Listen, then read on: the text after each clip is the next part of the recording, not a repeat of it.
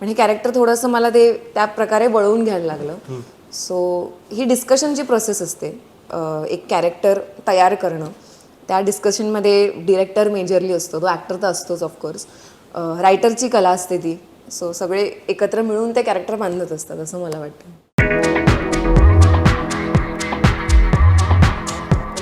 Hello everyone, this is Shreyas. Can we टॉकच्या ह्या एपिसोडमध्ये तुमच्या सगळ्यांचं परत एकदा खूप खूप स्वागत. आपला एकच प्रयत्न आहे, कलाकारामागचा माणूस तुमच्यापर्यंत पोहोचवणं. सो आजच्या एपिसोडमध्ये आपण एका अशा व्यक्तिमत्वाला भेटणार आहोत जिनी 7 वर्षांमध्ये लागोपाठ 8 सिरियल्स केल्या. असं म्हटलं जातं की ती पुण्याची, आणि मला खरंच तिला विचारायची ती नक्की पुण्याची आहे का. तर एक let's welcome Rupal. So Rupal, मी पुण्यापासून सुरुवात करणार आहे की तू नक्की पुण्याची आहेस, कारण की मी खूप ऐकलंय की तू पुण्याची आहेस म्हणून. मी पुण्याची आहे. ओके. सो मी पुण्याची याकरता म्हणते बिकॉज माझे ग्रोईंग इयर्स जेव्हा कॉलेजमध्ये आपण जातो त्या इयर्समध्ये मी पुण्यात होते. आणि त्यातल्या त्यात मला मुंबईपेक्षा पुण्याची जास्त माहिती आहे, म्हणून मी पुण्याची आहे. But otherwise you born in Mumbai. I am not born in Mumbai. I am born in Nagpur. मग स्कूलिंग पुण्यामध्ये, ॲक्च्युली अर्ध मुंबईमध्ये, अर्ध पुण्यामध्ये, कॉलेज पुण्यामध्ये, परत काम मुंबईमध्ये. सो असं मी फिरलेली आहे. सो ठीक आहे, मी पुण्याची आहे. बिकॉज पीपल से की तू पुण्याची वाटतेस, तू पुण्याची आहेस का. So I give it to them की या मी पुण्याची आहे. अरे वा, क्या बात आहे. ओके, सो पुणेकरांनी सुद्धा आनंदित राहावं, मुंबईकरांनी सुद्धा आनंदित राहावं, आणि नागपूरकरांनी सुद्धा की रुपल आमची आहे. सो आनंदीवरून मला आठवलं की आनंदी हे जग सारे, जी मी तुझी पहिली सिरियल बघितली, पण त्या आधी सुद्धा तू गोठ पासून तुझी जर्नी चालू झाली, आणि त्यानंतर मी तुझं जे काही काम बघितलं इट्स मल्टी फॅसेट. प्रत्येक कॅरेक्टर वेगळं आहे. एक चॅलेंज्ड मुलीपासून ते एक मिडल क्लास, हाय क्लास, गावातली मुली, ह्या सगळ्या. How do you prepare for these roles? To begin with, जेव्हा एखादं ऑडिशन येतं, सो आतापर्यंत ऑडिशन्स मी बऱ्याच दिलेले आहेत. पहिल्या सिरियलसाठीच मी जेव्हा गोट केली, मी गोटसाठी सिलेक्टेड नव्हतेच खरं तर. I was selected for some other serial. पण ती सिरियल त्या प्रोडक्शन हाऊसकडनं गेली आणि ती दुसरीकडे गेली, आणि मग ते दुसरं कास्टिंग झालं. So I was giving auditions. त्या दरम्यान मला लक्षात आलं की ते ना एक कॅरेक्टर ब्रीफ देतात. ते ग्रॉस आयडिया सांगतात की गावातली इथली मुलगी आहे, हे करते, ते करते, ते करते. पण त्यावरनं ना मला काही प्रश्न पडायचे की जर ती गावात आहे तर मी ती हे का बोलते, मग ती एवढं इंग्लिश का बोलते, किंवा ती किती वर्षाची आहे, मग ती लग्न का करते, किंवा असे बेसिक प्रश्न पडायचे. पण ह्याच्या पलीकडे पण तो अभ्यास असतो हे मला कधी जाणवलं नव्हतं till the time I started working. म्हणजे गोट माझी पहिली सिरियल जेव्हा मी केली, सो तिथे विघ्नेश कांबळे म्हणून डिरेक्टर होते. गोट हा सुरुवातीचा एक्सपिरियन्स म्हणजे हॉरेंडस होता माझ्यासाठी, बिकॉज सगळंच नवीन. मला एवढं माहिती नव्हतं की डेली सोप्समध्ये एवढी घाई असते, आपल्याला स्क्रिप्ट अशी लास्ट मोमेंट मिळते, ती पाठ करून आपण परफॉर्म करायचं असतं, ते काही कळायचं नाही. सर पण म्हणायचे तू आता नवीन घरात एंटर करतेस तर काय करशील. तर हे बेसिक अंडरस्टूड आहे की आता मी पण इथे आले तर मी आधी बघितलं की काय आहे, कुठे काय आहे, मी कुठे बसू शकते. सो आजूबाजूला न बघता मी डायरेक्ट वाक्य घेते. सो विघ्नेश सरांनी मला सांगितलं की बेसिक जेव्हा एखादा सीन येतो तेव्हा तू काय विचार केला पाहिजे, किंवा how to go about it. त्यानंतर खरं तर तिथून माझी शिकायला सुरुवात झाली, आणि त्या गोटच्या प्रोसेसमध्ये मी खरं शिकले. आणि नेमकं तीच सिरियल माझी हिट झाली, विच वॉज नॉट एक्सपेक्टेड की ती एवढी हिट जाईल. कारण अजून पण लोक, मला खरं चब्बी झाले तरी पण मला गोटच्या कॅरेक्टर म्हणून, राधा कॅरेक्टर म्हणून ओळखतात लोक, which is very strange. But तो अभ्यास असाच असतो, आपण अलॉंग द प्रोसेस शिकत जातो. तर फॉर इन्स्टन्स आनंदी, ॲज यू सेड, जी तू पहिली बघितली आहेस मालिका, ह्याचं पण एक किस्सा असा आहे की ब्रीफ मला आलं होतं की ऑटिस्टिक कॅरेक्टर आहे. सिन्स मी फिजिओथेरपिस्ट आहे, या, सो मी काही ऑटिस्टिक केसेस बघितल्या होत्या, म्हणजे मी हॉस्पिटल्समध्ये जायचे. सो ते मी बघितलं होतं. सो आय न्यू की ते कसे बिहेव करतात, किंवा काय कॅरेक्टर्स म्हणजे कसे असतात त्याच्यात. पण त्यांच्यात मिनिमम सिम्पटम्स असलेले किंवा एक्स्ट्रीम केसेस असे पण असतात ज्यांना स्पीच डिसेबिलिटी आहे. पण आता डेली सोप म्हटल्यावर अगेन ती हिरोईन आहे ना, तिथे मेन कॅरेक्टर आहे, तर ते असं उठून दिसलंच पाहिजे. तर जे असं ऑड दिसलं तर लोक बघत नाहीत, कारण नॉर्मली पण समाजामध्ये या लोकांना खूप ॲक्सेप्टन्स नसतो. सो ते ॲक्सेप्टेबल कसं करा, मग ते बसून डिस्कस करणे की आता आपण मध्य गाठूया की ती खूप ऑटिस्टिक नाही आहे, तिला येतं, बोलता येतं, ती फडाफड आपण बोलू शकते. नॉर्मली ऑटिस्टिक नाही बोलू शकत because they are not confident. ते लाईक बिईंग त्यांच्यात ते राहायला प्रेफर करतात. पण हे कॅरेक्टर थोडंसं मला ते त्या प्रकारे वळवून घ्यायला लागलं. सो ही डिस्कशनची प्रोसेस असते, एक कॅरेक्टर तयार करणं. त्या डिस्कशनमध्ये डिरेक्टर मेजरली असतो, तो ॲक्टर तर असतोच ऑफकोर्स. रायटरची कला असते ती. सो सगळे एकत्र मिळून ते कॅरेक्टर बांधत असतात असं मला वाटतं. सो बेसिकली तुझ्या पहिल्या सिरियल नंतर ही प्रोसेस तू शिकलीस आणि मग नंतर त्याचा अभ्यास करून ते कॅरेक्टर करायला लागलीस. हे सगळे कॅरेक्टर्स करताना तू अविनाश दादा, ऐश्वर्याताई यांच्यासारख्या मोठमोठ्या दिग्गजांबरोबर काम केलंयस, त्यांच्याकडनं तुला काय शिकायला मिळतं? मी खरं सांगू तर मी असं ऑब्झर्वेशननी काही गोष्टी शिकते, बट ॲज अ पर्सन ते कसे आहेत ना ते मी जास्त शिकत असते when I am working with people. So जेव्हा ती व्यक्ती समोर असते ना, तर त्या व्यक्तीची पर्सनॅलिटी कशी आहे किंवा ती सेटवर कशी आहे किंवा ती एक पर्सनॅलिटी म्हणून कशी आहे हे माझं ऑब्झर्वेशन जास्त असतं more than how they work. त्यामुळे असं शिकायला बऱ्याच गोष्टी, बिकॉज अविदादा म्हटलं, अविनाश सर तर खूपच पॉझिटिव्ह पर्सनॅलिटी आहे. ते जेव्हा एंटर करतात तेव्हाच एक अशी पॉझिटिव्ह हवा येत असते अंगावर, तेव्हाच कळतं की अरे अविदादा आलाय. आवाज असतो सगळीकडे, सगळे जोरजोरात हसत असतात. त्यामुळे ती एक वेगळी मजा असते. त्यामुळे ते मी शिकले त्यांच्याकडनं. So more than the characters किंवा काम, मी त्यांच्याकडनं या पर्सनॅलिटीज शिकले.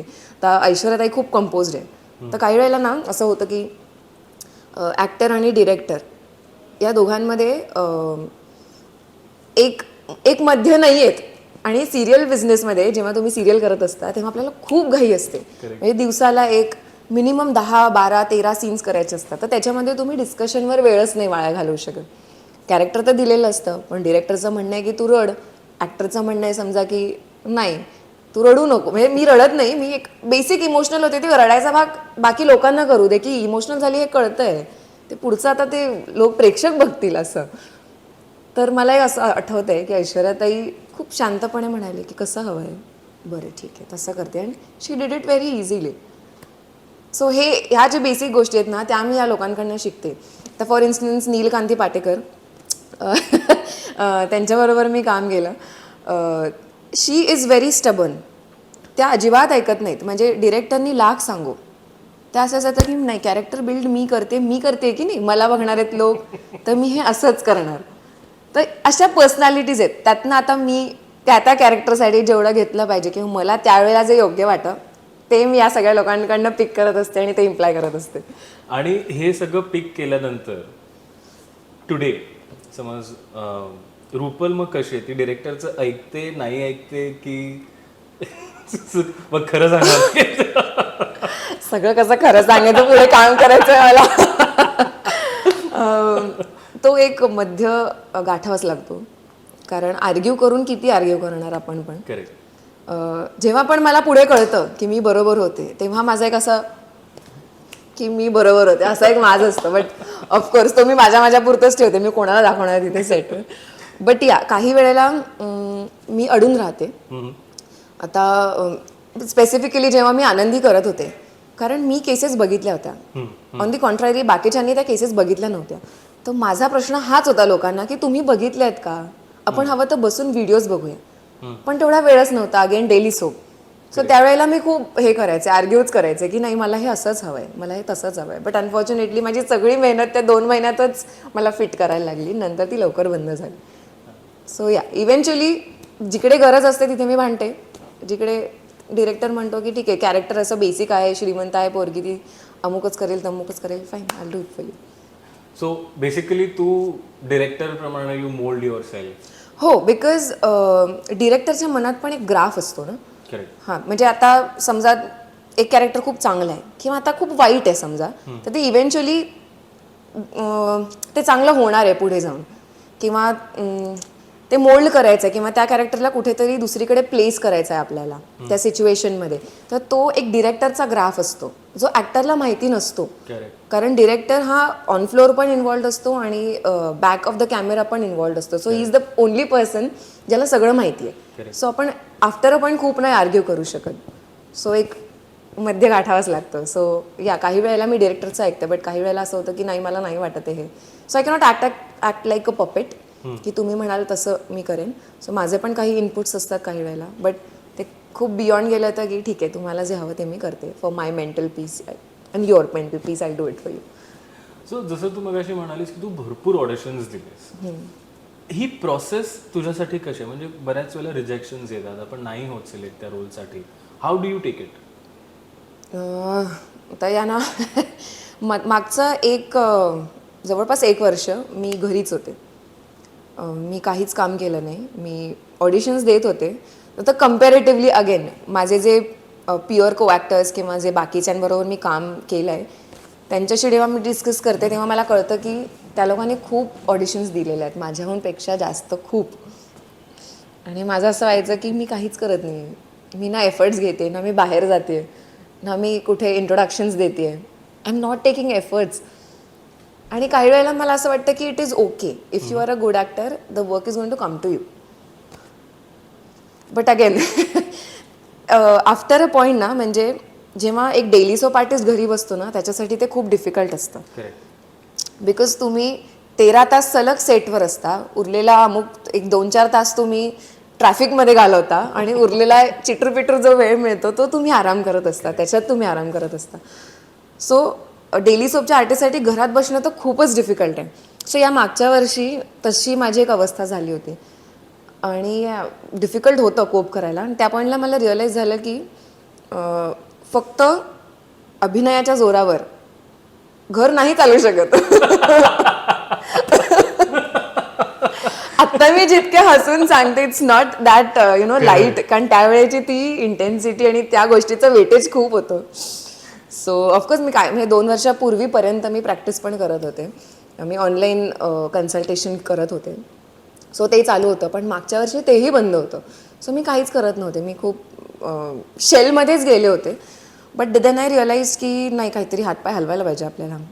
मग मी जरा लोकांना फोन करायला सुरुवात केली. तेव्हा मी पहिल्यांदा ॲक्च्युली लोकांना कॉन्टॅक्ट केले की okay I need work, so कुठे काय असेल तर लेट मी नो, अशी मी सुरुवात केली. आणि तोपर्यंत कधी केलं नव्हतं. सो हे करावं लागतं हे मला तेव्हा रिअलाईज झालं. कारण बाय गॉड्स ग्रेस मला कामं मिळत गेली, कामातून कामं मिळत गेली. पण ते खूप डिफिकल्ट असतं. म्हणजे नवीन पण कोणी यायचा विचार करत असेल तर अगेन हेच म्हणणं आहे की फक्त ॲक्टिंगच्या जोरावर घर चालत नाही. तुम्हाला पॅरलल काहीतरी करावंच लागतं.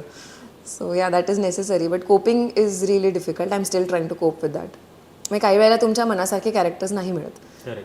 काही वेळेला नाही, बऱ्याचदा नाहीच मिळत. म्हणजे आता डेली सोप पण करताना असं होतं की लीड ठीक आहे, लीड करावं, पण काही वेळेला ना एखादं साईड कॅरेक्टर किंवा सेकंडरी कॅरेक्टर जे असतं ना ते खूप सुंदर वाटतं. म्हणजे असं वाटतं की अरे यार ती व्यक्ती करते पण मी पण अजून जास्त चांगलं करू शकते, की मला का नाही मिळत हे कॅरेक्टर, असं काहीतरी मिळायला पाहिजे की जे अट्रॅक्टिव्ह वाटेल. So I am still coping, as I said I am still trying to cope. की मनासारखं नाही मिळत. काही वेळेला तुम्हाला घरी बसायला लागतं. हा ॲक्सेप्टन्स प्रत्येक ॲक्टरला काही वेळेला असतो, काही वेळेला तो आणावा लागतो. सो या मी अजूनही trying to cope. I am just trying to cope with this thing. पण हा जो काही पिरियड आहे, म्हणजे how do you keep yourself positive? म्हणजे मग ह्याच्यासाठी तू काही वर्कआउट करतेस, मेडिटेशन करतेस, की how do you keep yourself positive? कारण की सोपं नाही म्हणजे 1 वर्ष. ऑफकोर्स म्हणजे हे तरी 1 वर्ष ना तसं म्हणायला गेलं. आत्ता मी बघते जेव्हा बाकीच्यांकडे किंवा जेव्हा डिस्कशन्स होतात ॲज को ॲक्टर्स बरोबर किंवा बाकीच्यांबरोबर, तेव्हा मला लक्षात येतं की बऱ्याच लोकांच्या कामामध्ये एक मोठा गॅप जातो. ते एक छोटासा कॅमिओ करतात 1 महिन्याचा आणि त्यानंतर काहीच नसतं. कोपिंग इज डिफिकल्ट बिकॉज एकतर इंडस्ट्रीमधली आहे म्हटल्यानंतर लोकांचा ॲक्सेप्टन्सच मुळात नसतो की ही अभिनय करते म्हणजे काय, काही नाही आहे त्याच्यामध्ये. बट असं नाही आहे. असं होतं ऑफकोर्स होतं. म्हणजे मी जेव्हा आता मी कॉलेजमध्ये थिएटर करायचे त्यावेळेला माझा थिएटरकडे कल जास्त आहे हे बघून माझे रिलेटिव्हसुद्धा मला कितीतरी बोललेत. बट व्हेरी फॉर्च्युनेटली माझे पेरेंट्स म्हणजे माझी आई, बाबा, रिया म्हणजे माझी बहीण, हे सगळे प्रचंड सपोर्टिव्ह होते. आणि बाय गॉड्स ग्रेस मला माझी एक्सटेंडेड फॅमिली पण तशीच मिळाली की जे सपोर्ट करतात माझ्या कामाला. बट त्यांनी तेव्हा ना त्यांना उत्तर दिलं की तिला जे करायचं ते ती करेल, त्यामुळे तुम्ही आत्ता काही बोलू नका. पण हे प्रेशर असतं. कारण जेव्हा तुम्ही फॅमिली फंक्शन्स, फॅमिली गॅदरिंग्सना भेटता तेव्हा ना ते डिरेक्टली विचार मग आता काय चालू आहे, तेव्हा ना असं एक उत्तर द्यायला की नाही काम शोधते. हे खूप असं डिमोरलायझिंग वाटतं त्यावेळेला त्या पॉईंटला. बट या एका वर्षात मी हेच शिकले की ते पण खूप प्राऊडली सांगितलं पाहिजे. बिकॉज जेव्हा तुम्ही काम करता, तुम्ही एक जे नॉर्मली जॉब करतात 9 to 5 जॉब करतात, तुमचा एक अमुक वेळ ठरलेला असतो आणि तुम्ही त्या टाईम स्पॅनमध्ये काम करत असता. But when you are an artist आणि डेली सोप आर्टिस्ट असाल तुम्ही, आता मला टॅग नाही द्यायचा आहे बट सिन्स मी डेली सोप्सच केले आहेत, तुम्ही 13-14 तास तिथेच असता, कधीतरी 1.5 शिफ्ट होते, एक्सटेंड होते. तर तो ना टाईम कुठेतरी कॅल्क्युलेट होतो आणि तो नलिफाय होतो. जसं तुम्हाला मंथली पेमेंट्स मिळत राहतात, आम्हाला पण तसेच मिळतात. बट वेन ते जेव्हा तुम्ही ॲव्हरेज काढता तेव्हा even we are at your level.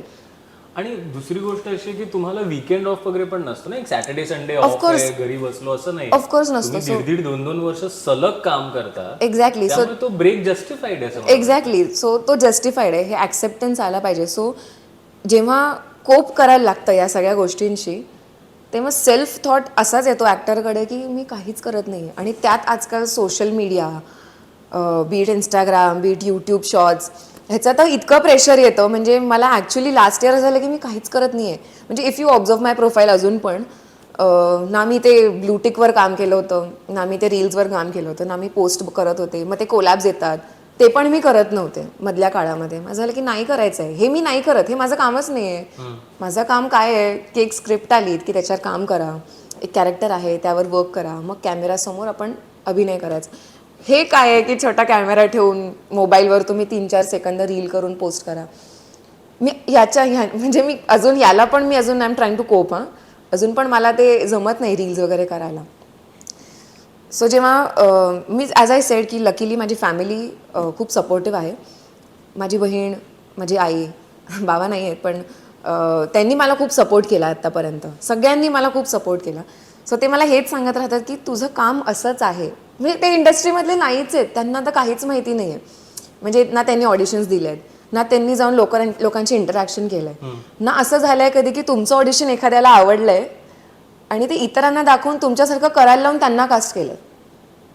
हेही झालं, हेही त्यांना माहिती नाही आहे. बट तरी ते पॉझिटिव्हिटी देतात. सो माझा सोर्स पॉझिटिव्हिटीचा किंवा त्या काळामध्ये अफर्मेटिव्ह राहण्याचा सोर्स माझी फॅमिली. आणि आता ऑफकोर्स अनिश, बिकॉज तोही खूप सपोर्टिव्ह आहे.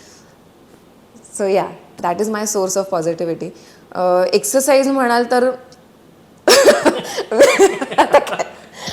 अगदी फेसपाम आहे, अगदीच मी एक्सरसाइजच्या बाबतीत अगदीच इरेग्युलर आहे. बट या मी ट्राय करते. बट काही वेळेला डान्स हेल्प्स. सो माझा एक डान्स हा म्हणजे ही गोष्ट आहे जी माझी शिकायची राहून गेली होती. बट मी काही वेळेला गाणी लावते आणि ती आपापली नाचत बसते. पण गणपती डान्स नाही, आय ट्राय स्टेप्स. मधल्या पिरियडमध्ये मग त्या एका वर्षामध्ये मी बेली डान्सचे व्हिडिओज पाहिले, मग मी ते प्रॅक्टिस करत होते. So I keep doing that. I keep reading books. मग ट्रेडिंग शिकले. So you have to keep busy. ते माइंड सतत बिझी राहिलं पाहिजे. सो आई मला म्हणत होती की काहीतरी कला रिलेटेड कर. पण माझं होतं की नाही, मी त्याचा काहीतरी ऑफ करायचा प्रयत्न करते म्हणून मी ट्रेडिंग शिकते. हां, so that I tried. So these are the people who keep me positive, affirmative. आणि ते मला होप देत राहतं की तुला काम येणार आहे आणि ते चांगलं काम येणार आहे.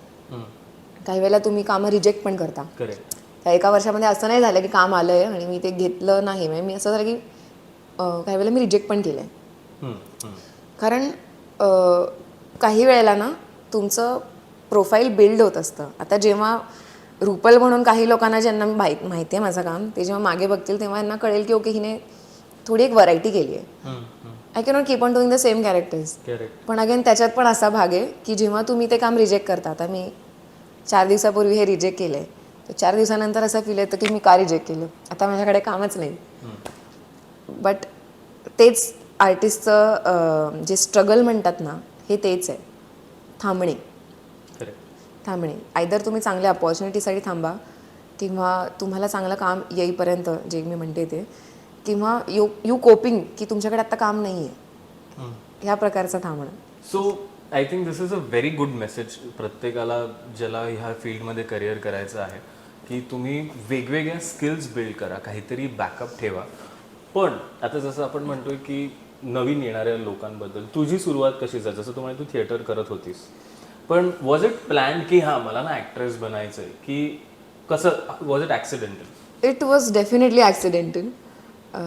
मला प्लॅनिंगनुसार काहीच घडत नसतं कधीच, काहीच नाही.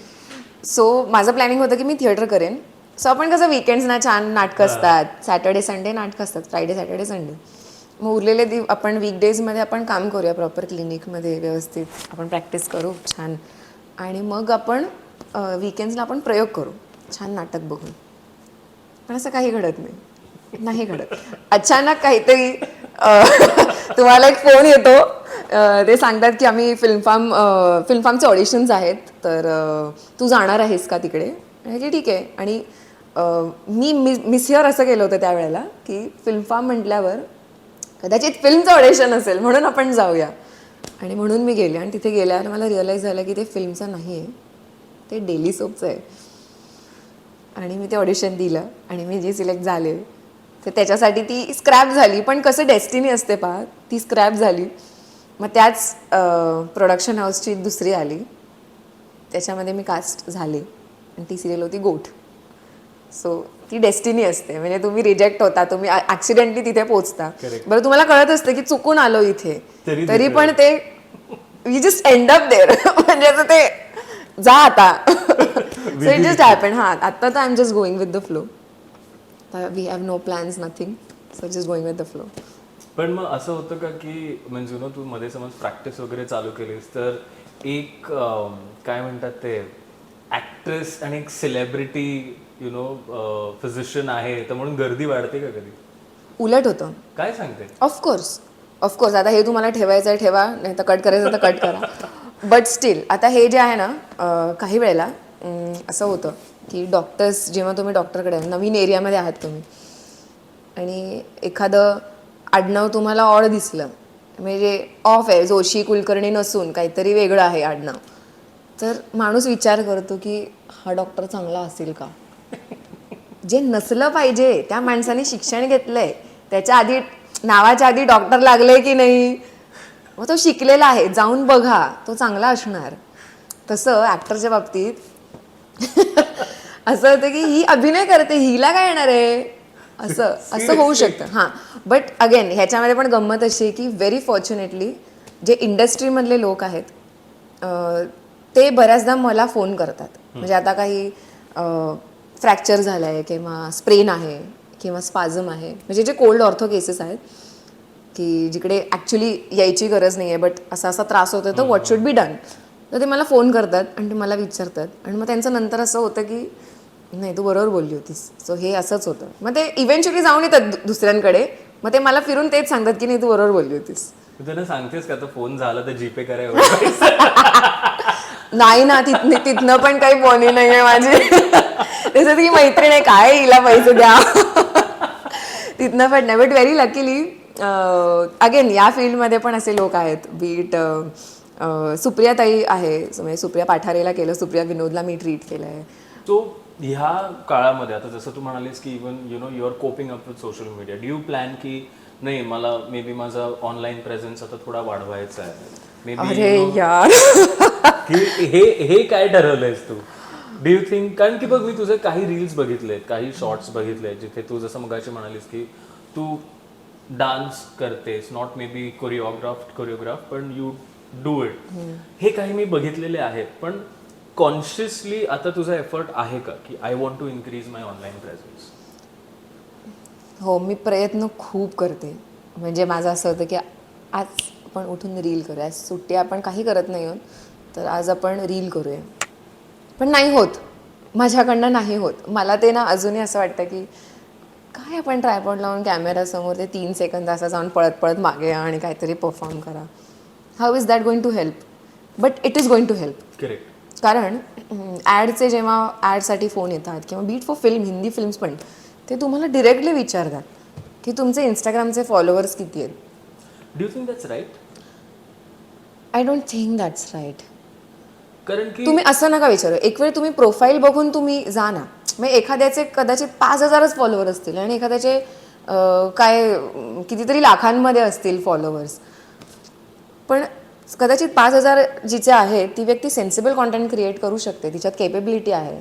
हे तुम्ही प्रोफाईलमध्ये जाऊन तुम्ही त्या आर्टिस्टकडे पोचलात ना, तर दॅट मेक सेन्स. पण तुम्ही आर्टिस्टकडे जाऊन तिथे त्याला विचारलं की तुमचे फॉलोअर्स किती आहेत, तर आम्ही कास्ट करतो, तर इट मेक्स नो सेन्स असं मला वाटतं.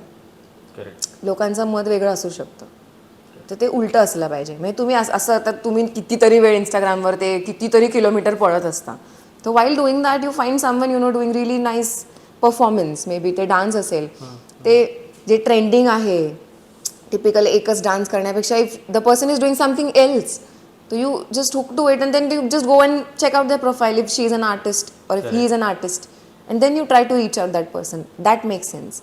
आता ही आर्टिस्ट आहे, तर आपण हिला विचारूया की किती हिचे फॉलोअर्स आहेत. हा बिझनेसच आहे, त्यांच्या पॉईंट ऑफ व्ह्यूने तेही बरोबरच आहेत. सो ॲज आय सेड, ते बिझनेस पॉईंट ऑफ व्ह्यूनी त्यांच्या पॉईंट ऑफ व्ह्यूनी ते बरोबर आहे. म्हणजे अगदी त्यांना बिझनेस करायचा आहे की त्या अननोन फेसकडनं काय आपल्याला मिळणार, त्यापेक्षा नोन कोणीतरी नाचतंय तर ॲटलिस्ट ते त्यांच्या प्रोफाईलवर पोस्ट करतील तर आपल्याला बिझनेस क्रिएट होईल, तर दॅट इज ओके. पण मग ह्यात कला कुठे आहे, हे कॉम्प्रोमाइज आहे.